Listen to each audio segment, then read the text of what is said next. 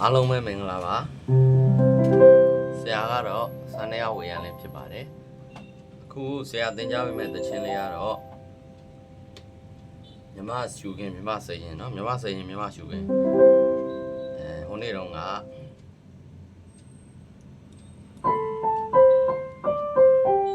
ထုံပြူပြူလေးမပြည့်တယ်ဗျာရောက်သွားပြီနော်တစောင်းပြတဲ့အဲ့ဒါကိုဆက်ရမယ်နော်ဟုတ်ပြီခဏနဲ့ကုန်းငမှုလေးထဲဝဲထုံဖြူဖြူလေးမပြည့်တယ်ဗျအဲ့ရောက်သွားပြီเนาะဒီနေ့လာမှာကစီမောင်းနဲ့နှုတ်ကိုရင်ရုပ်ပေးမယ်เนาะဒိုတီလာဆိုဖီမီဖီဆိုဖီမီနော်ဒိုတီလာဆိုဖီမီဖီဆိုဖီမီအဲ့ဒါလေးကိုဗမာလက်ဖွဲ့မယ်ဆိုရင်စီကိုမောင်းနေတီးမယ်ဘယ်ဘက်က B နဲ့ C ကိုခတ်မယ်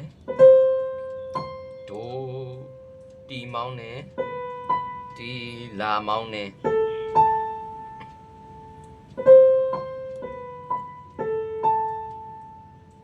ဟုတ်ပြီနော်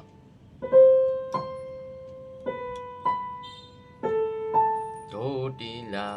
ပြီးရင်လာဆိုဖီမီဖီဆိုဖီမီအဲ့ဒါကိုဖွဲ့မယ်ဘယ်ဘက်က G ညာဘက်ကလာပေါ့ဆုံးချတယ်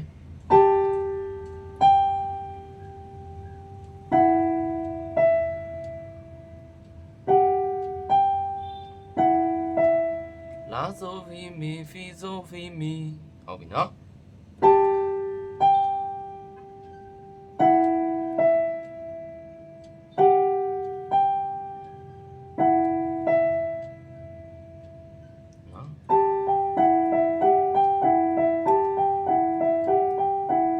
အဲ့လိုရအောင်ကျင်းနော်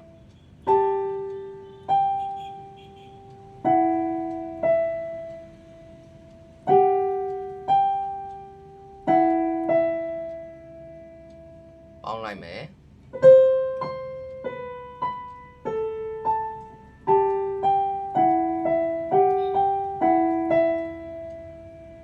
နော်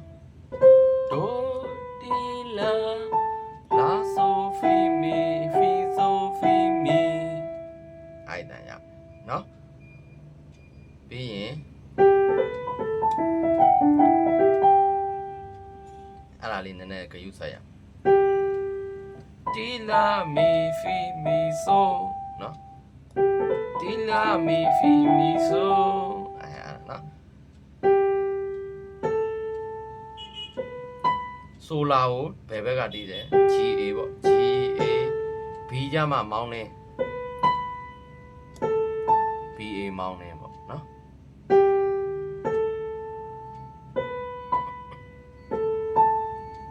နော်ပုံမှန်ဆိုရင်အဲ့လောက်ရအောင်ကျင့်နော်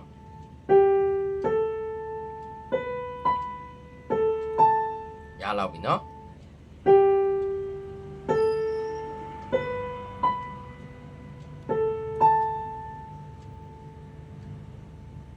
ပြီးရင် E မောင်းနေ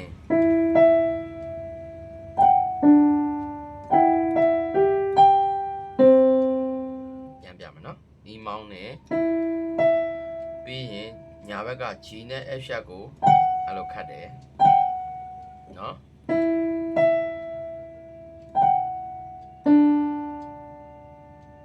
နော်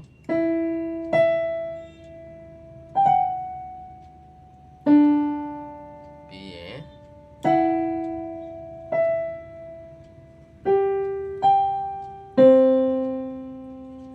နော်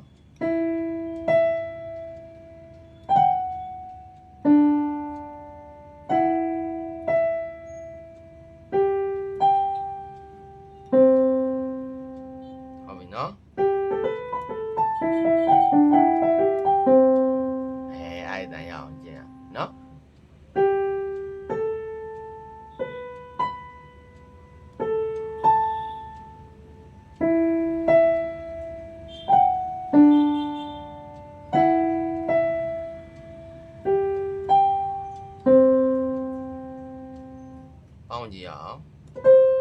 ဒိုတီလာလာဆိုဖီမီဖီဆိုဖီမီတီလာမီ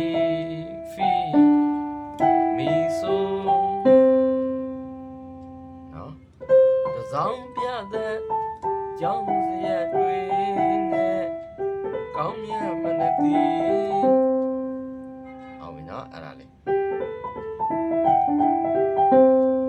ဒီစီကိုချတယ်နော်ပြီးကမှအဲ့ဒါလေးလာပြီ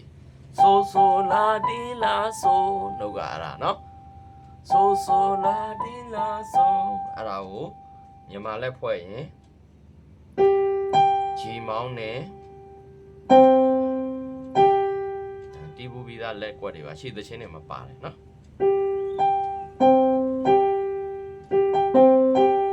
အဲ့လိုဖြစ်အောင်တီးရအောင်နော်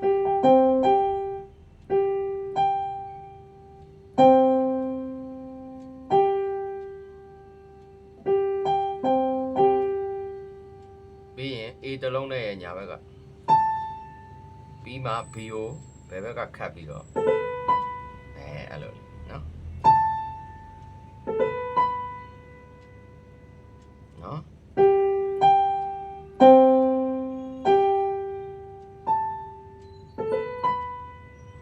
ပြီးရင် A မောင်းနဲ့ G မောင်းနဲ့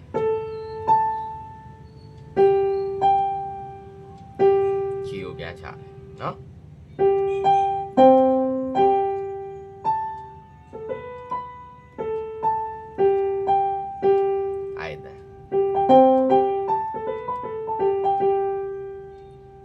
နော်တစောင်းပြသက်ကနေပြန်သွားကြည့်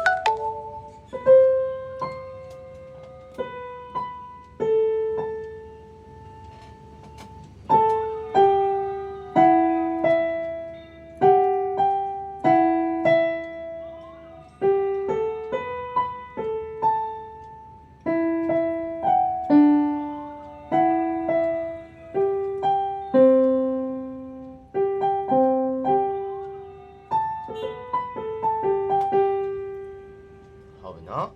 ပုံမှန်ဆိုရင်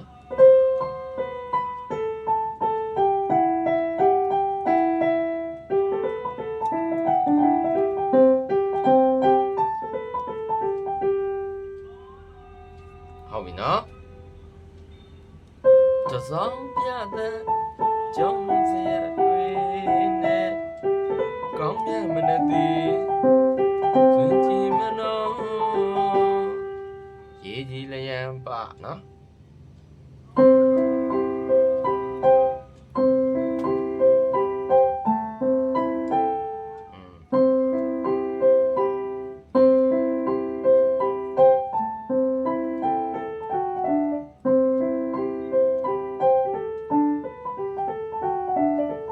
ဲ့လက်ကွက်နေမယ်နော်ဒီဘက်က CEGC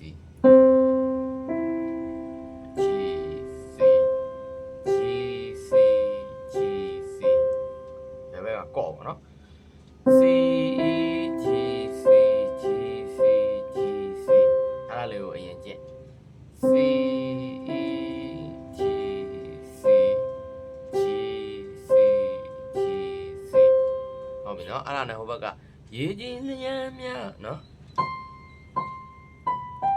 ဒိုဒိုတီဆိုလာတီဆိုလာနောက်ကအဲ့ဒါနော်ဒိုဒိုတီဆိုလာတီဆိုလာဒိုဒိုတီဆိုကိုဘယ်ဘက်ကစီကော့နဲ့တွဲမယ်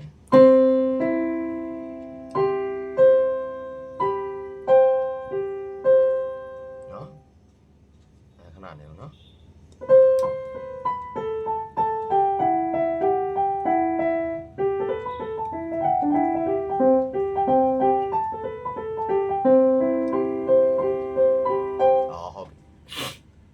က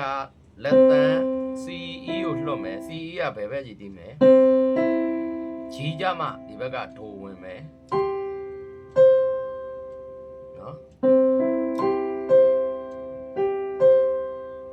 ဒိုတစ်လုံးထဲမှာနေဘယ်ဘက်ကအများကြီးပဲနော် C E G မှာဒိုနဲ့တွဲမယ် C ပြီးရင် G C တူကြည့်ပဲဒိုကတစ်လုံးနဲ့နော်ရလို့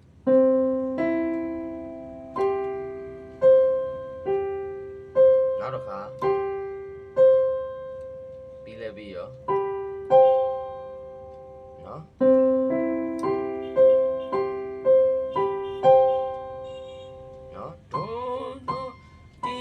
ဒါလေးနဲ့ပဲဒီနှလုံးအားနဲ့ပဲတွဲသွားတယ်နော်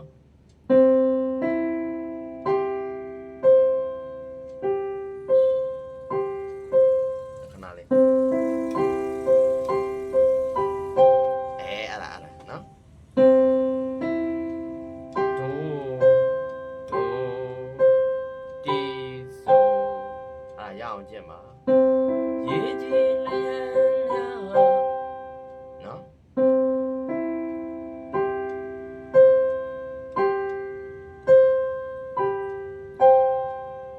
ပြီးရင် A မောင်းနဲ့ B မောင်းနဲ့ G မောင်းနဲ့နော်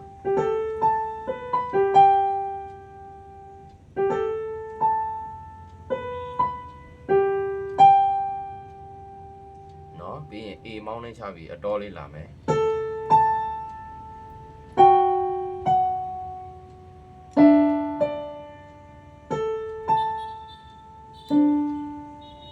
နော်နှုတ်ကတော့ဒိုတီဆိုလာအဲ့ဒါကိုမြန်မာလက်ဖွဲ့လိုက်နော်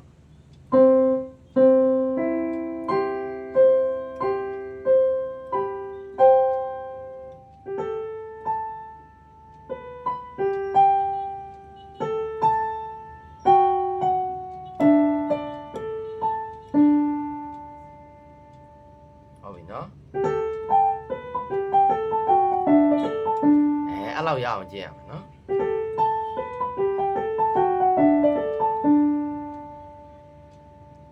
ဟုတ်ပြီနော်အဲ့ဒီပေါင်းကြည့်အောင်တစောင်းပြတဲ့ကြောင်းစရတွေ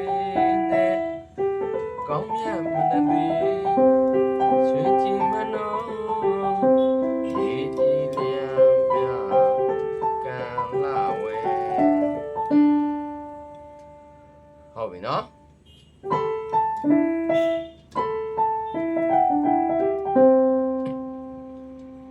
နော်ခုနဟွာနဲ့အတူတူပဲနော်ဒါကတီလာမီဖီမီဆိုနော်ဒီကောင်တီကိုဒိုနဲ့အဲ့လိုလေးခတ်တယ်ဒီဘက်ကလာပေါ့ဟုတ်ပြီနော်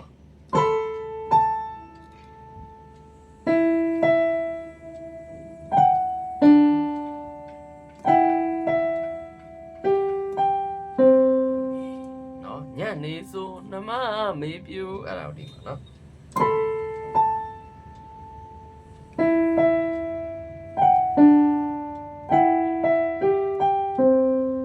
အဲ့ကောင်နှစ်ခါ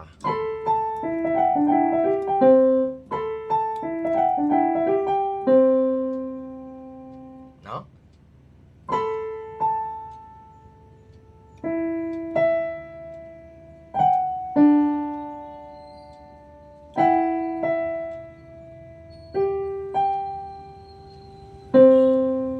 နောက်တစ်ခေါက်လဲအဲ့ဒါပဲ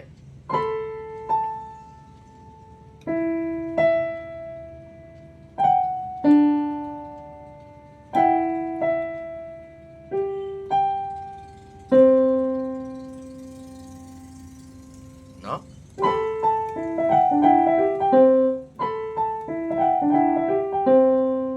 အဲ့လောက်မြန်တီးရမှာနော်ညနေဆိုနှမမေးပြူနော်ပြီးရင်ဖီဆိုလာမီဖီမီနှုတ်ကတော့အဲ့ဒါလေးနော်တီလာမီဖီမီဆိုတီလာမီဖီမီဆိုဖီဆိုလာမီဖီမီ လာဆိုလာတီလာဆိုမီရေတိုအာရုံသွားမှာဟုတ်ပြီနော်အဲ့တော့ဖီဆိုလာမီဖီမီအဲ့ဒါကိုတွဲလိုက်မယ် F ရှက်ဘယ်ဘက်က F ရှက်နဲ့ညာဘက်က A G F ရှက်ပေါ့လာဆိုဖီအဲ့သုံးလုံးတွဲမယ်အဲ့လိုလေနော်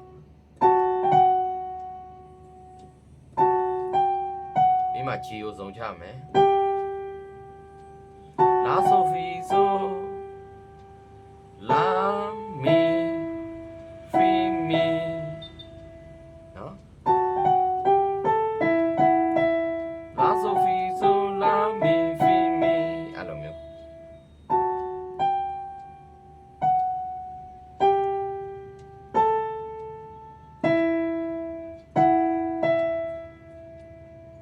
ရလောက်ပြီထင်တယ်နော်ပေါင်းကြည့်လိုက်ရင်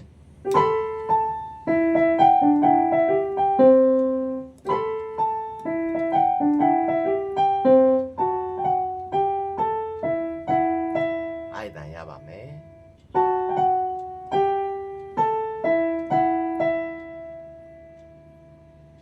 နော်ပြီးရင်ဇုံလာဆိုလာတီလာဆိုမီရေတိုလာဆိုလာတီလာဆိုမီရေတိုအဲ့ဆိုနော်အဲ့ဒါတွေ့တယ်နော်ဒါလေးပဲခက်တယ်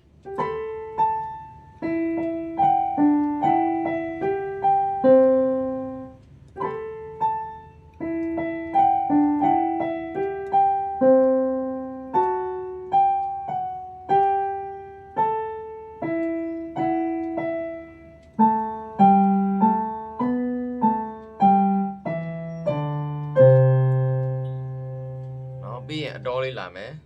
ဆိုဖာမီဖာမီဖာအဲ့ဒါလေးဆိုဖာမီဖာမီဖာဆိုလာဆိုဖာမီဖာမီရေတိုနော်ဆိုဖာမီဖာမီဖာဆိုလာဆိုဖာမီဖာမီရေတိုပြိုင်လို့နှိပ်မယ်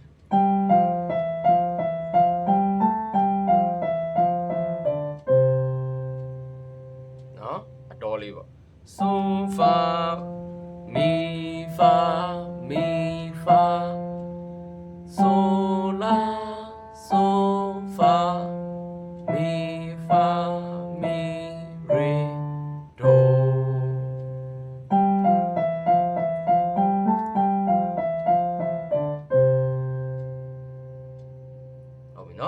ဒီနေ့သင်တဲ့တစောင်းပြသက်ကနေပြန်ပြမယ်နော်ဒိုတီလာလာဆိုဖီမီဖီဆိုဖီမီဆိုလာတီလာမီဖီမီမီဆို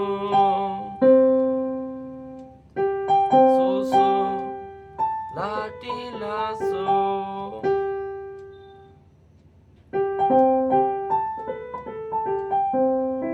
ဒိုတီဆို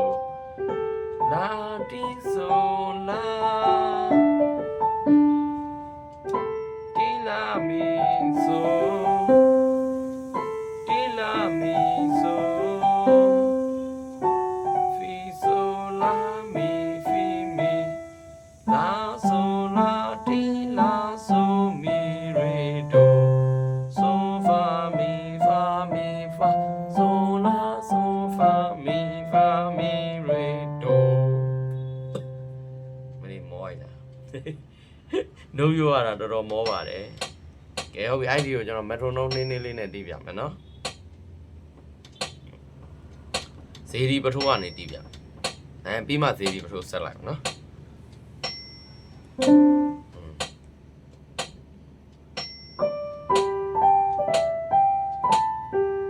လာပြီ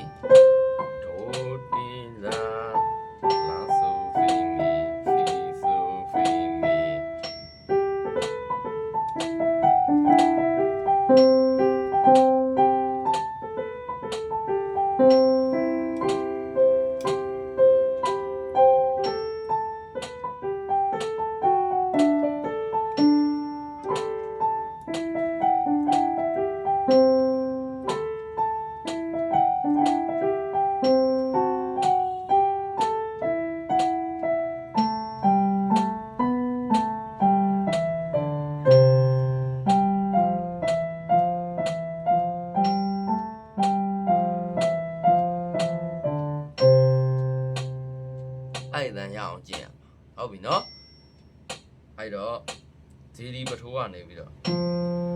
စေဒီပထိုးကိုမျိုးမျိုး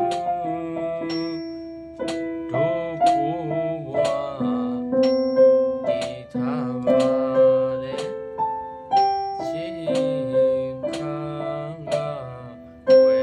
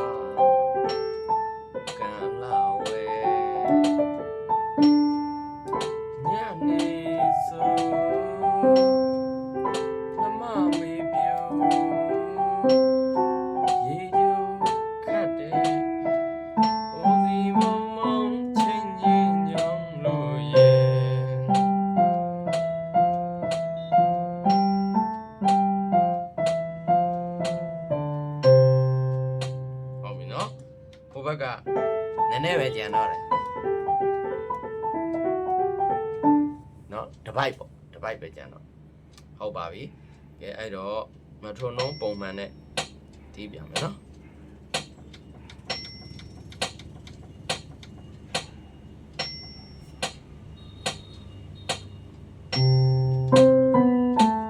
အစပဲတီးပြလိုက်เนาะ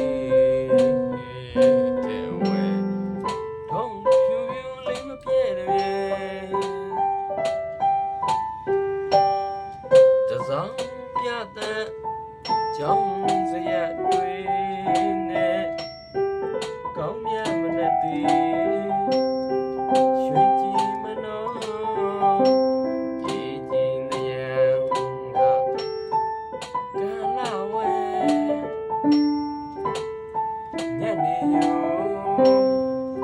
နမမေပြူရေကျူခက်တယ်ရှူလေးချအိုးဒီမောင်းချင်းချင်းညောင်းလို့ရဲ့စာသားတွေကမရဘူး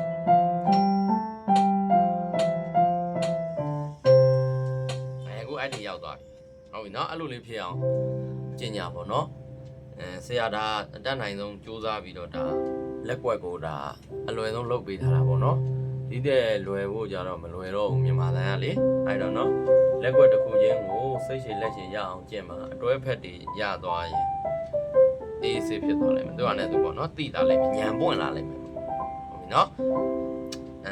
ခုနဒီနေရာလေးတွေဆိုပို့ပြီးတော့ခယူးဆိုင်ပါ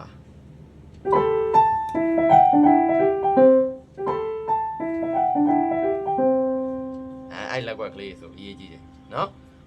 တစောင်းပြတဲ့ကြောင်းဒါအကျယ်ပြဿနာမရှိဘူးပြီးရင်အဲ့လက်ကွက်ဒါပဲနော်ဒါနဲ့အဲ့လက်ကွက်နဲ့ခေါနာအတူတူပဲဒါလေးပဲပြောင်းသွားတာဒါလေးပေါ့နော်ပထမဒီလိုတီးတယ်နော်အဲ့အစားကိုအဲ့လိုတီးလိုက်တာဒါအတူတူပဲဘုံလေးအဲ့ပေါ့အဲ့ဟာလေးကအတူတူပဲရှေ့ဟာလေးကိုတီးလာကို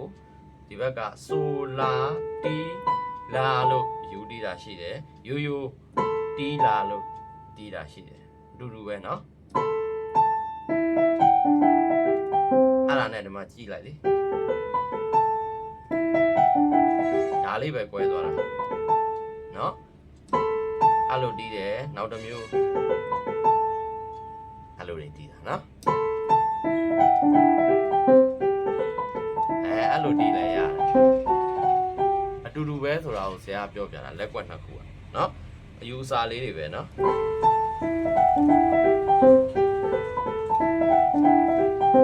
အတူတူပဲအဲ့လိုလေးတွေဒါညံပွင့်အောင်နော်လက်ကတော့ဆရာဆင်သလိုတစ်ထပ်သေးကြရင်တော့ကောင်းတာပေါ့လေတကယ်လို့တစ်ထပ်သေးမကြလည်းပဲကိုတန်ရပေါ့နော်ကိုတန်နဲ့လက်နဲ့ကိုလက်တန်နဲ့လက်နဲ့တီးလဲရတယ်နော်အဲ့ဒါလေးတစ်ချက်ပေါ့နော်အဲ့တော့ဆရာဆက်တင်ပေးသွားမှာပါဆရာဒီ YouTube channel ကတခြားဟာတွေတော့သိမတင်ပါဘူးပေါ့နော်ဒီသချင်းတွေပညာဒါနတင်ပေးမယ် Realism music တွေတင်ပေးမယ်ဆရာက Realism music ကတော့ဟိုနိုင်ငံခြား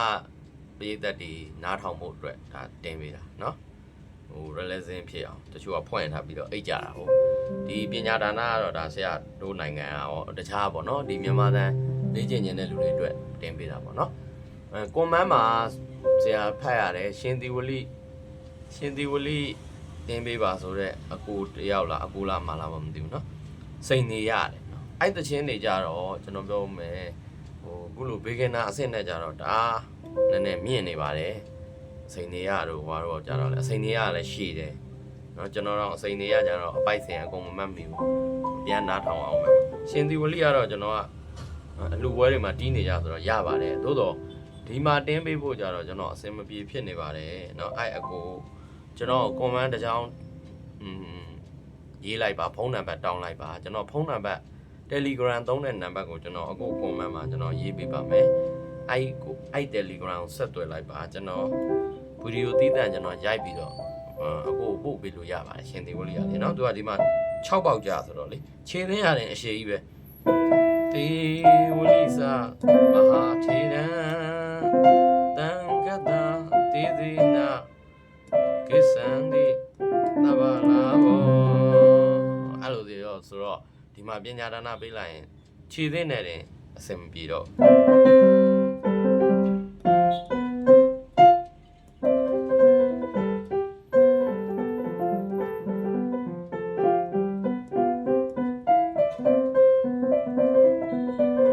အဲ့လိုမျိုးကြီးဆိုတော့6ပေါက်ကြာအီးမှာကြာတာပေါ့ဖွဲ့ထားတာဒါကြောင့်ပါเนาะကျွန်တော်အဲ့ဒါလေးပြောပြတာပါဖုန်းနံပါတ် Telegram နံပါတ်ကိုကျွန်တော်ပို့ပေးမယ်အကိုအဲ့မှာကျွန်တော်ဗီဒီယိုလေးတီးပို့ပေးပါမယ်ဟုတ်ပြီเนาะအဲ့တချင်းအတွက်နောက်ထပ်ကျွန်တော်လွယ်တဲ့တချင်းလေးတွေလည်းဒီချင်းပြီးရင်ကျွန်တော်စဉ်းစားထားပါတယ်မြန်မာသံနဲ့ရပဲเนาะအားလုံးလည်းရေးတော့ရေးခဲ့ကြပေါ့ကွန်မန့်မှာလည်းလေရေးခဲ့ရင် ဟောပေါ့လေအဆင်ပြေဥစ္စာတင်းပေးမှာပေါ့နော်ဟိုတောင်းတဲ့သချင်းတိုင်းလဲကျွန်တော်ဘက်ကအဆင်မပြေတာတွေရှိတာတယ်အဲ့ဒါလဲနားလည်ပြီးကြပါပေါ့နော်ကဲဟုတ်ပါပြီကဲအားလုံးပဲမြမဂီတကိုတူးတက်ကြပါသည်ပေါ့ဗျာနော်